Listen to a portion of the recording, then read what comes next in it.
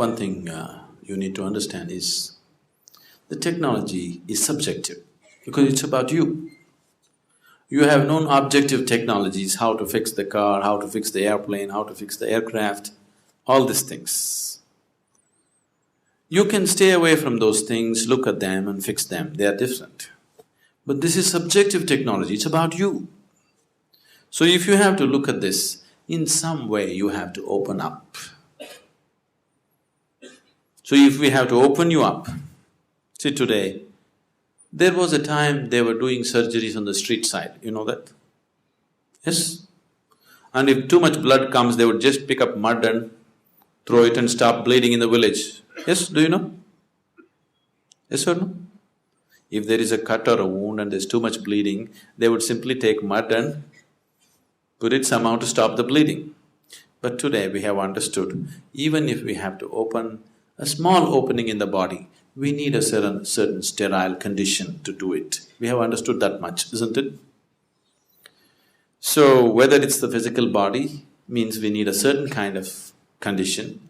Similarly, if we have to open up you as a person, we need a different kind of atmosphere. We need a committed atmosphere. In a casual atmosphere, you never do it. Why today any thinking person, little people who consider themselves intelligent in the world have an allergy to anything spiritual is simply because of this, because spirituality has presented itself in such ridiculous ways. They're so pathetic. Isn't it so? There are all kinds of idiots on the planet. But the so-called religious and spiritual idiots take the cake anywhere in the world, isn't it so? Yes? This is simply because people started handling spirituality in uncommitted manner. Anywhere, everywhere, talking about it. On the street side, they're talking about Krishna and how he did this and Bhagavad Gita. It's just become ridiculous because you're not demanding a certain involvement and commitment from people. Just anywhere you're going on like a film song or a commercial thing. Now, slowly it has become so ridiculous, people have just dismissed the value of it, absolutely. Now it is only the ignorant and the uneducated who listen to Mahabharata and this one and that one. They're educated because they've already dismissed it as nonsense. Because it's happening in such ridiculous ways, it is not being presented properly, not creating the right kind of situation for it to grow, simply doing it anywhere. So subjective technology is never attempted in uncommitted atmospheres. It has to be done in a committed atmosphere. We want to just align these four wheels on which you carry your life. See, you may think and imagine many things about you. In your experience, the only four realities of your life is physical body, mind, emotion and energy that supports all this, isn't it so? Other things you imagine and you believe from your traditions and cultures, these are the only things which are in your living experience. If you want to go somewhere, if you want to make any kind of journey, you can only start your journey from where you are right now. Wherever you want to go. You want to go to Mumbai or to the moon, you can only start your journey from the seat in which you're sitting right now, isn't it so? If you try to start your journey somewhere else, you will become hallucinatory.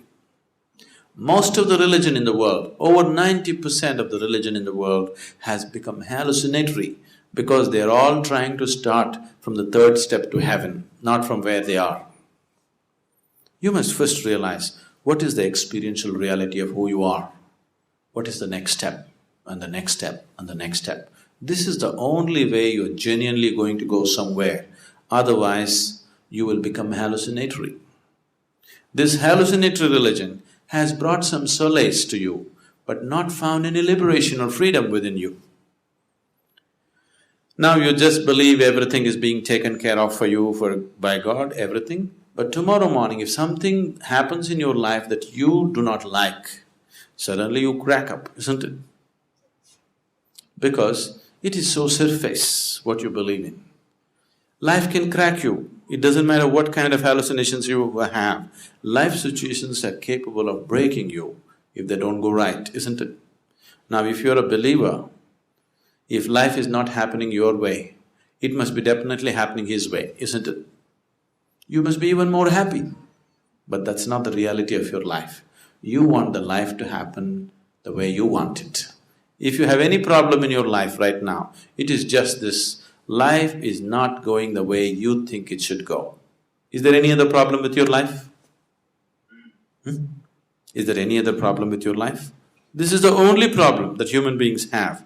Life is not going the way they think it should go. Isn't it so? If it is not going your way, it must be going the Creator's way, isn't it? You must be even more happy, but that's not the reality, because there are too many deceptions in the mind.